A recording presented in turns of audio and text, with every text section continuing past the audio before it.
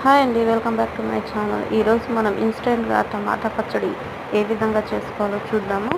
ముందుగా మనం పచ్చడి కోసం సపరేట్గా టమాటాలు దొరుకుతాయండి. అవి తీసుకొని చక్కగా వాష్ చేసుకుని ఎండలో చక్కగా ఆరబెట్టేసుకోవాలి. వాటర్ అనేది ఒక చుక్క కూడా పడకూడదండి. వాటర్ ఒక చుక్క పడినా కూడా ఇది నిల్వ అనేది ఉండదు. అందుకోసం చక్కగా ఒక కాటన్ క్లాత్ ఇట్లా తుడిచేసుకుని ఎండలో ఒక 20 మినిట్స్ పాటు ఆరబెట్టేసుకోవాలి. దానికి కావాల్సిన ఇంగ్రీడియంట్స్ చూద్దాము. ఇవి ఆవాలు, మెంతులు, జీలకర్ర. ఆవాలు 2 స్పూన్స్, మెంతులు 1 స్పూను, జీలకర్ర 2 స్పూన్స్ అండి. 1 కేజీకి నేను క్వాంటిటీ చెప్తున్నాను. అండ్ వెల్లుల్లిపాయలు వచ్చేసి టీ గ్లాస్తో 2 గ్లాసులు తీసుకోండి. 1 గ్లాస్ వెల్లుల్లిపాయలు ఒలిచేసి పెట్టుకోండి తాలింపు కోసం. 1 గ్లాస్ వెల్లుల్లిపాయలు ఒలచకుండా అట్లాగే పెట్టేసుకోండి. అండ్ అదే గ్లాస్తో 1 గ్లాస్ ఉప్పు, 1 గ్లాసు కారము, 1 గ్లాసు చింతపండు. ఇవన్నీ తీసేసుకొని మనం ఇప్పుడు మెంతులు, జీలకర్ర, ఆవాలు ఇవి లైట్గా ఫ్రై చేసేసుకొని కొంచెం చల్లారిన తర్వాత అది పౌడర్లా చేసి పెట్టుకోవాలి. అండ్ అట్లాగే 1 గ్లాసు వెల్లుల్లిపాయ తీసుకున్నాం కదా మనం ఒలచకుండా పెట్టినవి, అవి లైట్గా క్రష్ చేసి అవి కూడా ఒక పక్కన పెట్టేసుకోవాలి.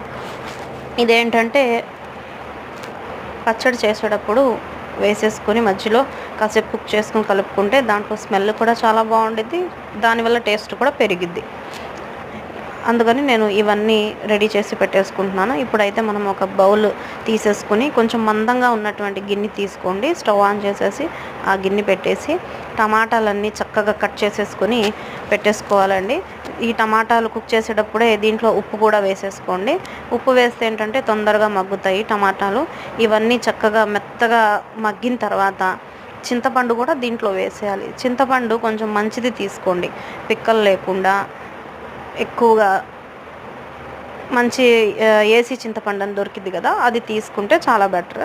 అది ఇట్లా సపరేట్గా చేసేసుకొని అది కూడా వేసేసుకోండి. ఆ టమాటాలో నుంచి వచ్చిన వాటర్లోనే ఇదంతా కుక్ అవ్వాలండి. సపరేట్గా మనం వాటర్ అనేది వేయకూడదు. అదే టైంలో మనం కారము అండ్ అట్లాగే మనం పౌడర్ చేసి పెట్టుకున్నాం కదా జీలకర్ర అవన్నీ, అది అండ్ అట్లాగే వెల్లుల్లిపాయ లైట్గా క్రష్ చేసి పెట్టాం కదా, అది కూడా వేసేసి మొత్తం వేసి కుక్ చేసేసుకొని తాలింపు వేసుకోవాలండి. తాలింపు అనేది నార్మల్ యాజ్ యూజువల్. ఏంటంటే దీనికి పల్లి నూనె సపరేట్గా ఉండేది కదా, అది తీసుకొని వేసేసుకోండి. ఇట్లా తాలింపు వేసిన తర్వాత ఒక ప్లాస్టిక్ బాక్స్లో కానీ లేదంటే జాడీలాగా ఉండిద్ది కదా, దాంట్లో కానీ వేసి మనం స్టాక్ పెట్టుకుంటే చాలా బాగుంటుంది. ఆయిల్ తగ్గితే కనుక ఆయిల్ వేడి చేసి వేసుకోండి, డైరెక్ట్గా వేయొద్దు. అంతేనండి, చాలా సింపుల్.